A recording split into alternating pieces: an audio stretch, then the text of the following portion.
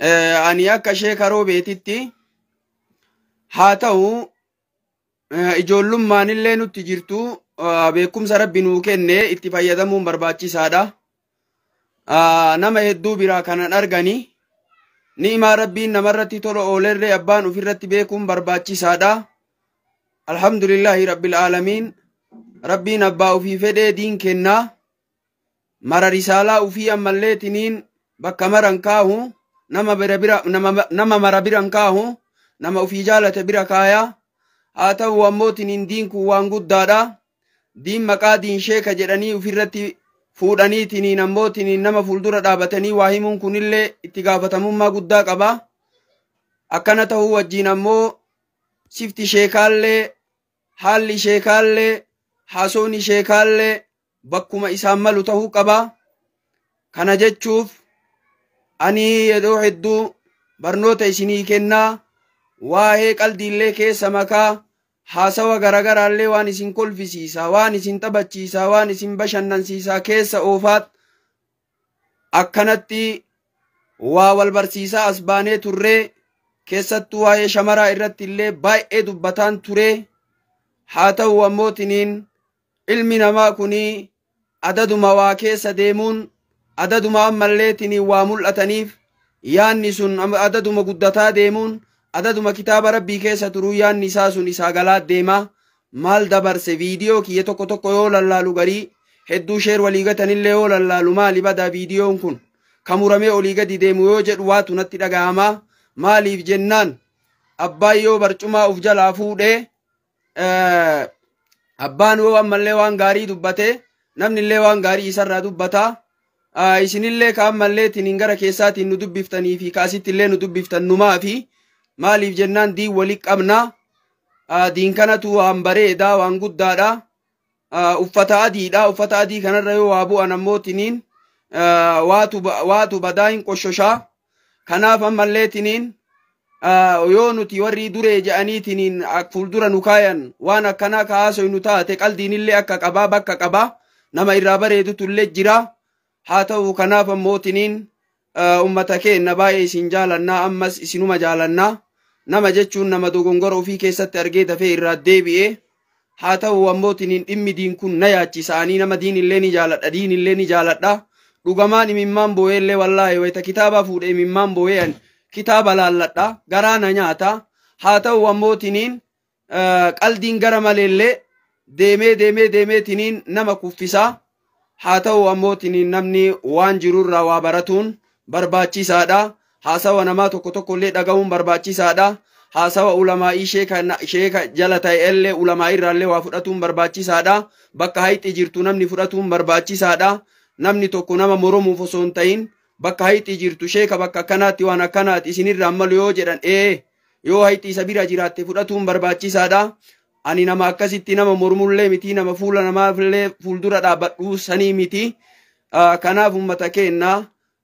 qoosnillee akka qaba isiniin je'ee jira. Diin keenya walumaan haa gaggeeffannu. Amma booda sheekaa roobeedha. Seenaa ufii bicha himuudha. Qaldiin nama irraa bareedu qabaa bakka qabaa akka qabaa. Haa ta'u baay'ee ittiin bashannantanii baay'ee ittiin bohaartanii diin namni diin kun ammootiniin waan hin taane yoo irraa akka dubbatamu tahee maqaa ufiillee eeggatuun barbaachisaadha. Maqaa biyyaallee eeggatuun barbaachisaadha. Maqaa diin kennaallee eeggatuun barbaachisaadha.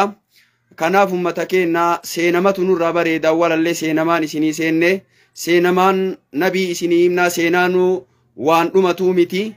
Waan hagaan malleetiniin osoo waggaa kuma tokkollee rabbi nu kaahee waama himamu. Haa ta'u beekumsa rabbi nuu kenne kanatti fayyadamuun barbaachisaadha. Beekumsa kana ammootiin yoo ittiin dalagii yoo ittiin hin dubbatiin yoo ammootiin gara ashoofaatti ka qayyarru taate rabbillee waan nuun jedha namnillee waan nuun jedha. Diinii kennaaf quuqamuun bootaa kennuun barbaachisaadha. Akkuma sabummaaf quuqamu diin kanaafillee hin quumamaa.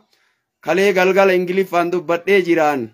Ani dubbachuun kiyya sun maakii fi raachuu walitti heerumsiisuu mitiyan. Namni ingiliffan beeyne raachuu fi maakii isheen walitti heerumsiisaa jiraa ji'a. Laa ani jaalalumaan malleetiniin Oromoon edaa hagana baay'atti. Edaa namni ammalleetiniin mucayyoo san hordofe nama haganaati jechuu gammachuu natti dhaga'ame malee waa'ee birrii isii kennu waa'ee ammalleetiniin waa'ee isii gaabbazuu qumaarii maalii jechuu kana keessa hin jiruan baay'inuma Oromoo bicha na gammachiise sanuma bakka baay'inuma Oromoo bicha edaa Oromoon baay'eedha dooraman galaana edaa Oromoo hagana hin jirtaniyyuu haa ta'u yeroo kaan gandaa walaa nyaattanii malee kun ganda ofii faarsee kun ganda walaa jedhuu malee edaa ammootiniin Oromoon galaanuma sunuu edaa garaan qabu ka gandaa walii jedhu iyyuu edaa garaan qabu yoo walitti deebi'e edaa tokkuma edaa nu fagoon jirru edaa nu ammallee hisaabaan baane daangaan dabarre edaa kaluu jirra edaa keessa waliitii waliin jibbinu afaanii wal jenna malee keessa waliitii waliin jibbinu edaa yaadaan wal bira jirra waan jedhutu natti dhagahamee waan san dubbadhe malee waan biraatiifi miti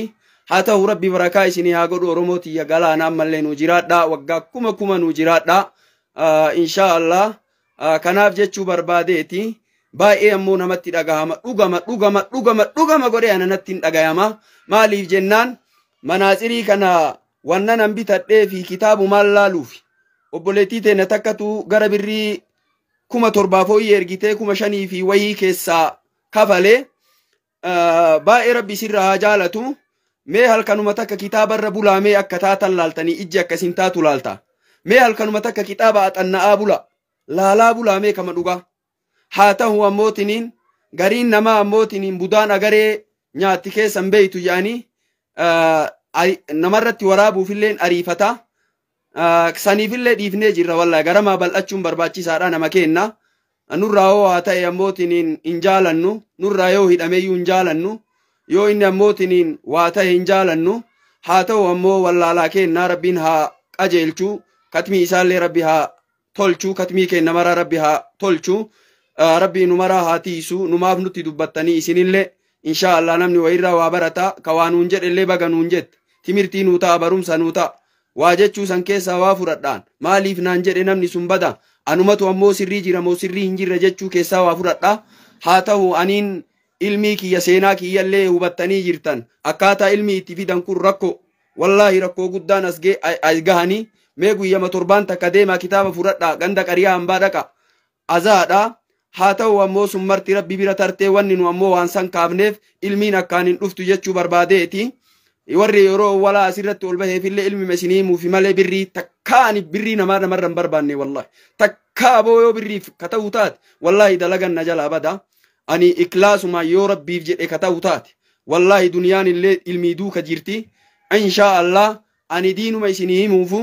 ilmiin kun akkaan asin geenne hattan aniin matnii afran qara'ee dhugaa dubbachuudhaaf matnii afran waliin gaadhee sunana ammalleetiniin sunana afran waliin gaadhee Bukaarii Muslim fixee jira namma akka kiyyatti Bukaarii Muslim illee fixe sunana afran illee Abi Daawudiin ammallee jammaree qaccee bicharra jira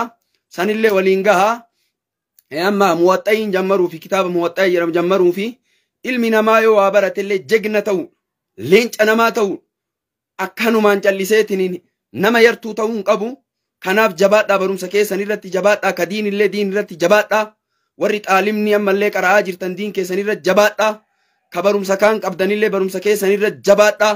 nama fayyadaa bakkuma jirtanii nama fayyadaa ka duniyaa qabdanillee duniyaadhaan nama bira dhaabadhaa ka duniyaa qabottu illee ammallee hin waanyinaa haa horuu nama kenna saba kenna lammii kenna hawaasa kenna ka beekumsa qabullee beekumsa isaatiin bira dhaabadhaa nu fayyadaa wallaalaa nu gaayaa ka beekumsa hin qabne dhiisa wallaalaa nu fayyadaa qawa wayii nuu cufaa kanaaf keessattuu warri shamarranii baay'ee ammoo warri shamarranii natti mufattanii jirtanii dhugama natti illee mufachuu qabdanii shamarran ammalleetiniin obboleettii tiyyaa irraallee bahee obboleettii tiyyalleedha irraallee dhaladhelleedha dhiifama naa godhaa fi dhiifama guddaa isin gaafadha inshaa Allah haa ta'u jibbaallee isiniin qabu isinillee akka jibbaa naan qabne ni beeka ani ammootinii waan dubbadhu kulli qalbii maaf xabumaaf dubbadha malee waa'ee gurraachinnaa fa'aa keessa kaaseetiniin dubbadha anuu gurraachuma kanaaf obboloowwan kiyya rabbi barakaa isinii haa godhu darajaa keessanillee rabbi olaa fuudhu shamarran teenna faayaa shamarran teenna ammalleetiniin isiniin bareenne isiniin ammallee osoo jiruu mana keessaa ammallee isin dalaguu baattanii nuti gadi baanee ammootiin hin dalagannu maaliif jennaan garuma deemnuun beeynu dalagaan nu jalaa baddi isiniin ammootiin wanni marti ammalleetiniin isiniin deemti yoo wal qabanne bareeda yoo wal utubne bareeda yoo waliin ammalleetiniin jiruu gaggeeffanne bareeda hattan jaarsaaf jaartiin mana keessatti wal qarqaaraa wal utubaa hattan ammoo jaarsillee daa'imaa malleetiniin furrii yaasoo argite furrii irraa fuudhi isimatti hin dhiisini yoo ammalleetiniin fincaan irraa bahuu taate fincaan irraa wanni godhi isimatti hin dhiisini hatta nabitti hidhatuu qabna alayhi salaatu wassalaam nabi bar mu'aamalaa jaartii isaa waliin qabu keessatti nabi bar saa ilmatanii alayhi salaatu wassalaam nabi bar mana gadat ahatanii alayhi salaatu wassalaam mana Aishaa walitti abboo Aishaa waliin taphataa bar nabi alayhi salaatu wassalaam gaafa tokko lafee wayii foon keessaa lafee wayii fuutee Aishaan ciniintee foon san ammalleetiniin bakka san fuudhee rasuulli rabbii nyaate jedhan afaan Aishaa san akkanatti waliin taphataa bar rasuulli rabbii alayhi salaatu wassalaam nuti nabitti hidhatuu qabnaa hatta nabi jaartii ufii dhiisaatii hatta nabi alayhi salaatu wassalaam jaartii ufii dhiisaa ilma ufiituun kabaja ijoollee teessan kabajanii beeytaniisi Faaximaa kabajaa bar ilmuma isaanii kabajaa bar Faaximaan intala nabiiti yoo Faaximaan dhuftu jedhan nabi alayhi salaatu wassalaam bootaa bal'isaaf Faaximaan tiyya dhufte jedhee bootaa bal'isaaf bakka ammalleetiniin taa'uu akkana hiqaaf jedhan bootaa bal'iseefi ol ka'eetiniin gara isii deemallee jedhan bootaa bal'iseen dhiisuu gara isii deem ay keessa dhungata ija keessa dhungata jedhan abboo maal jetta ija keessa illee dhungata jedhan takkaat akkana gootee abboo beeytaati akkana gootee ati ilmuma keetu akkana gootee beeyta kanaaf inshaa Allah waa hedduu walirraa baratuuf teenna wallaahi waa hedduu walirraa baratuuf teenna seenaan ganaa gadi yaane ummata keenna ganaan dubbatamne wallaahi akka kiyyatti garuu ani nuusiyyuu irraan dubbanne jedha anallee umrii rabbi haa kaa'u isinillee rabbi umrii haa kaa'u jibbaallee isiniin qabu inshaa Allah isinillee akka jibbaa naan qabne ni beeka ammaaf dhiifama guddaa warri shamarranii keessattuu dhiifama guddaa haadhateenna isin kabanya isin jaalannaa nutti mufatina warri viidiyoo nutti ammootiniin nutti waraabdanillee dhiifama guddaa isinii goone irra isinii dabrine rabbuu irra namaa dabraa nuti ammootiniin rabbiin tarreetii miti ilmi namaa basharaan ni dogongoraa haa ta'uu viidiyoo ofii kana keessa deebi'ee yoo laalu an akka kiyyatti waatu na dhagahame guddaa na dhagahame kanaaf inshaa Allah isin kabajaa yoomuu isin jaaladhaa hawaasa kiyya bal'aa dii waliin gaggeeffannaa bakka qaawni jirutti bakka ammallee mucucni wayii nurraa argametti garaa keessaatiin nu dubbisaa nutti himaa bifa ammallee aariitiin osoo hin tahin bifa gammachuutiin bifa mirqaanaatiin kararraa baddan jedhaatii waan akkanaati jedhaa bifa daawwaatiin bifa ammallee laafintiitiin nutti himaa nuti nama ammallee mormii gaggeessu sanii miti nama fuuldura dhaabatuu miti bakka hayti jirtutti an akka sheekaa roobeetti nu fudhadhaa maaliif jennaan maqaan kunillee sheekaa roobee jedhaa maqaa biyyaa wakkalee safuu biyyaallee eeggadhaa maqaa biyyaallee eeggadhaa maqaa sheekotaallee eeggachuun barbaachisaadhaa kanaaf inshaa Allah ani nama isinii ammalleetiniin isinirra adda bahuu miti nama isinii dhaabatu nama isinirra tarkaanfatuu miti nama sheekotaaf ulamaa'ii keenyarra tarkaanfatuu miti ulamaa'ii sheekota dhiisa nama ijoollee daa'imarrayyuu tarkaanfatuu miti wallaahi ammoo bakka hayti jirtutti haqan furadhaa haqa rabbi ammoo hin gaggeessa namaaf jedheellee haqa san hin dhoysu hin gaggeessa kanaaf shamarran irra deebi'ee ammallee shamarran keen rabbi isin haa kabajuu rabbi isin haa fuudhuu rabbi warra jannataa isin haa godhuu nama ifaajee ufiitti ammallee oolu rabbi isin haa taasisuu wallaahi isin ammallee warqiidha kabajamtoota wallaahi isin warqiidha isiniin kabaja wallaahi yoo ani abbootiniin isiniin kabajin obboleettii tiyyan kabanyee bar yoo isiniin kabajin haadhuma tiyyan kabanyee bar ani ammootiniin obboleettii qabaa bar haadharraa bahee bar haati tiyya sun dubraa bar kanaaf obboloowwan kiyyaa baay'ee ammootiniin keessattuu ammallee irra deebi'ee shamarran dhiifama guddaa jechuu barbaadee qaldiinillee kadaangaa dabree homaa ammalleetiniin deemeetiniin qiletti nama dabraa dhugaa ammoo dubbachuudhaaf ilmi haganaa ammoo baachuu waliin bakka hin taanee fi akka hin taane dubbachuun hin tahu kanaa miti namni ammoo har'a kitaaba jammaraa jiru waan hin taane dubbachuu fi akka hin taane godhatuun isarraan malu maaliif jennaan nuti fakkeenya namni nurraa fudhataa fakkeenya namaa tahuu qabnaa fuuldura jirraa namni nu laalaa nutti hidhataa sheenuu waan akkanaa dalage nuun jedhaa sirrii dha'ee wallaalaan maal ka ta'uu kanaaf inshaa Allah bakkuma jirtanii ammalleetiniin bakka ammallee dogongorri jirutti wal haa qabnu wal haa deebifnu tokkoon namaa ammalleetiniin haqa argee ka irraan deebine